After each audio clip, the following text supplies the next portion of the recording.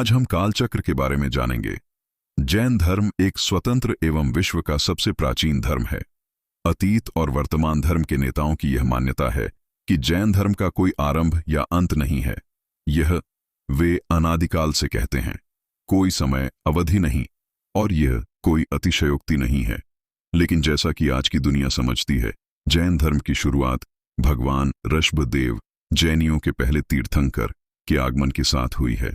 वह जैनियों के पहले तीर्थंकर थे जिन्होंने निर्वाण या कहे मोक्ष प्राप्त करने से पहले 44 पूर्व वर्ष का जीवन जिया था। भगवान ऋषभदेव की सटीक समय अवधि को समझने के लिए हम सभी को अपने काल चक्र को समझना बहुत जरूरी है। पृथ्वी पर सभी जीवन इस चक्र द्वारा शासित होते हैं।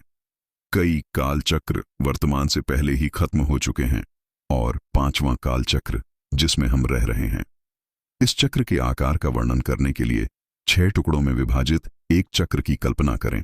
यह चक्र 20 करोड़ x 8 करोड़ हाथ से 200 ट्रिलियन से बनता है, जिसे 20 कोटा कोटि सागरोपम कहा जाता है। यहाँ सागर लाखों वर्षों की इकाई है। जैसे एक दशक 10 वर्षों की एक इकाई है, उसी प्रकार सागर 10 पल्योपम की एक इकाई है। यहाँ एक नया शब्द आया है, पेलियोपम। इसलिए हमें सबसे पहले पेलियोपम को अच्छी तरह से समझने की जरूरत है। इसे इस प्रकार चित्रित किया जा सकता है। मान लीजिए लगभग 8 किलोमीटर चौड़ाई और 8 किलोमीटर लंबाई और 8 किलोमीटर गहराई वाला एक घन गड्ढा लें। अब इस पूरे गड्ढे को छोटे बच्चे के बालों से भर दें। गड्ढे को इतना घना भरें कि यदि ट्रक भी इस गड्ढे के ऊपर से गुजर जाए तो भी गड्ढे को भरने में कोई परेशानी न हो। 100 साल बाद फिलिंग में से एक छोटा सा बाल निकाल लें। इस प्रक्रिया को हर 100 साल बाद दोहराएं और गड्ढे को खाली करने में लगने वाले समय की गणना इस प्रकार करें। हाँ, ये समय अवधि पेलियोपम है। इस काल चक्र को आगे 6 भागों में विभाजित किया गया है। पहले आधे हिस्से को 6 भागों में बांटा गया है और दूसरे हिस्से को भी 6 हिस्सों में बांटा गया है। प्रत्येक भाग को आरा कहा जाता है और यह एक समय अवधि को दर्शाता है। पहला भाग 4 करोड़ x 3 करोड़ सागर से बना है। यह समय अवधि लिपियों के अनुसार खुशी और खुशहाली, सुखम सुखम, जिसे तकनीकी रूप से जाना जाता है, की अवधि थी। दूसरा भाग 3 करोड़ x 1 करोड़ सागर तक चला और केवल सुख सुखम का काल था। अगला भाग तीसरा आरा, जिसे सुखम दुखम के नाम से जाना जाता है, 2 करोड़ गुणा 1 करोड़ सागर तक चला। यह खुशियों का दौर था, लेकिन दुख कम और दुख ज्यादा था। यही वह समय था जब हमारे पहले तीर्थंकर भगवान ऋषभदेव ने जन्म लिया और मोक्ष प्राप्त किया। वह इतने समय तक जीवित रहे जो अन्य सभी तीर्थंकरों में सबसे अधिक है। यहां हम कह सकते हैं कि वर्तमान जैन धर्म की शुरुआत हुई थी। यह ऋषभदेव जी से भी पहले से है। हमारे अन्य सभी 23 तीर्थंकर इसी चक्र के चतुर्थ भाग में आए और केवल ज्ञानी बने। यह भाग 1 करोड़ गुणा 1 करोड़ सागर से कम 42,000 वर्ष तक चला। अधिक से अधिक दूध छाक का समय और थोड़ी सी खुशी का दुखनाम। हमारे 24वें भगवंत तीर्थंकर महावीर ने इस भाग के अंत में, अर्थात 5वें भाग के आरंभ से केवल 3 वर्ष 8 महीने पहले देवगति प्राप्त की।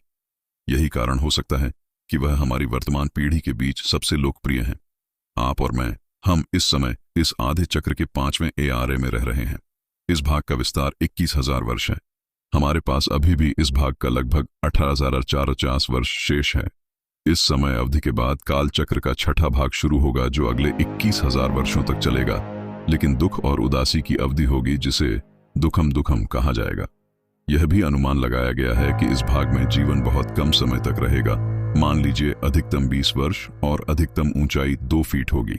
इसलिए वातावरण में इतनी अधिक गर्मी होगी कि पृथ्वी पर कोई वनस्पति नहीं बचेगी।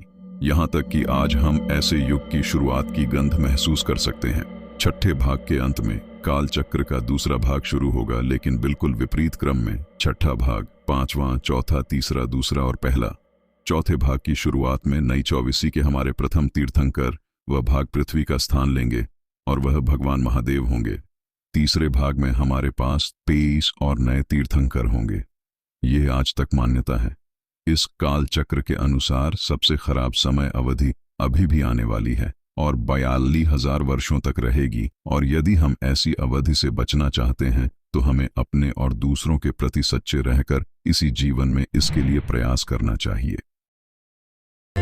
तू खूब મને ગમે છે મારા વાલા પ્રભુ, મારા દિલમાં તું રામે છે કામણગારા પ્રભુ, જોઈ તારા નૈનો મન ઘેર